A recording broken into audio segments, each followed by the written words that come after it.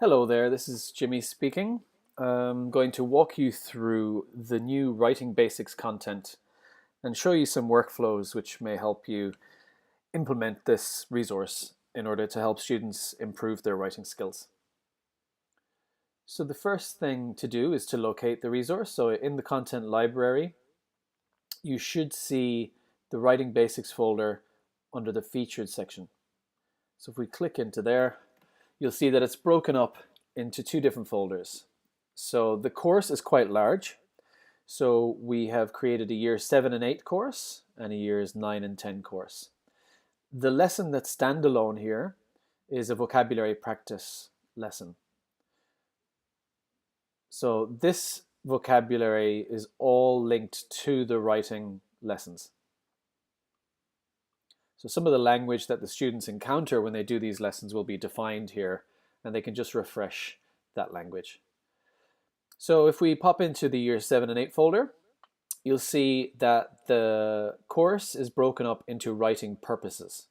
So these are encountered in the NAPLAN writing test in various areas of the curriculum, so they should all be familiar to you and the students. So if we want to run a course on explanatory writing, for example, pop in here, and you have two choices. You can start by helping students with some foundational content. So in this folder, we have broken up the writing lessons into very specific skills. So for example, cohesion. So this lesson helps the student understand what cohesion means and then provide some context so that they can start to recognize when a text is cohesive and then begin practicing how to make their own writing cohesive. This is our rubric, which you'll see in all of these lessons.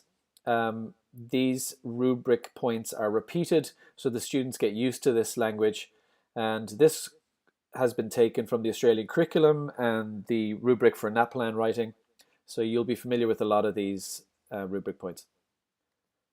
So the student will work their way through example texts showing the specified skill, in this case cohesion.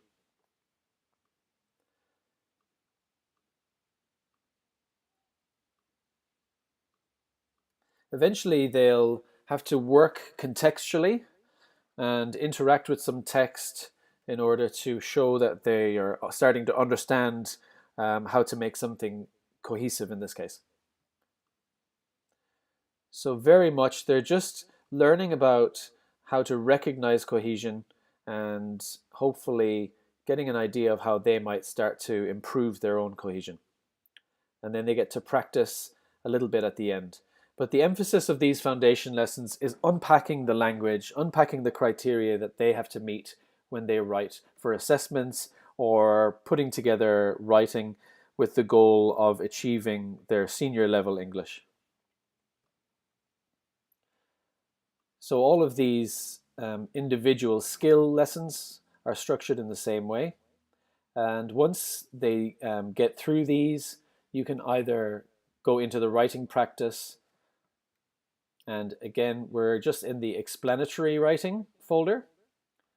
So all of the other purposes are dealt with in the same way. So with the practice, we've broken it into 3 stages: modeled, guided, and independent. So in the modeled lesson, they're very much given a lot of context and a lot of examples. Again, they're given the criteria. This time they're looking at all of the criteria, and this is an explanatory text. So we've provided annotation here just to show all of those criteria in context of a full text.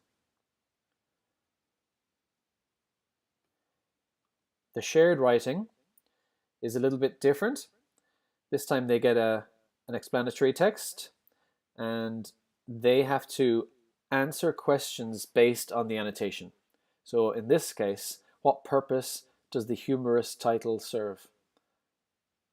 And they have to pick the right answer. So this time they're doing a little bit more work with the examples given. And then they're asked some questions about the text, given that they've worked through some of the rubric explanations and criteria points. So they're, in essence, going to evaluate if this is a good example of an explanatory text and why. Then the guided writing reduces some of that support and just gives them some more opportunities to practice. So again, they have to read through the same criteria, except we're focusing on explanatory text in this case, and now they have to plan their own text. So this planning scaffold is very supportive. There's a lot of detail here to help them put together a text. They're asked to revise, ensuring that they included all the essential parts of an explanatory text. And then they're guided through writing the beginning, middle, and end.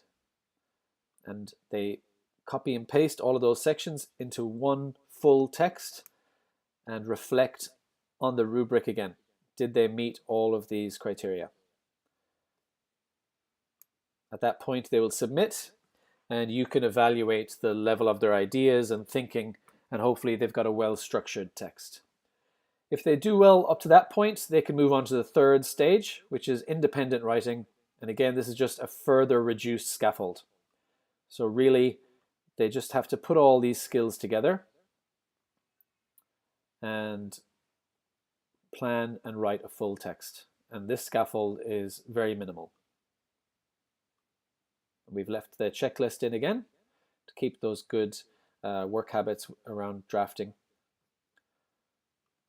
And hopefully at that point, the student will have learned how to put a good explanatory text together. And the same workflow applies to narrate, persuade, recount, describe a process, and describe a moment in time. Now, one of the hints I would suggest is when you get to any of the writing practice lessons for all of these writing purposes, in the independent stage, have a think about editing the prompts. So if you are in the content library, you can pop into your private workspace, click Edit, Add Content, create a folder,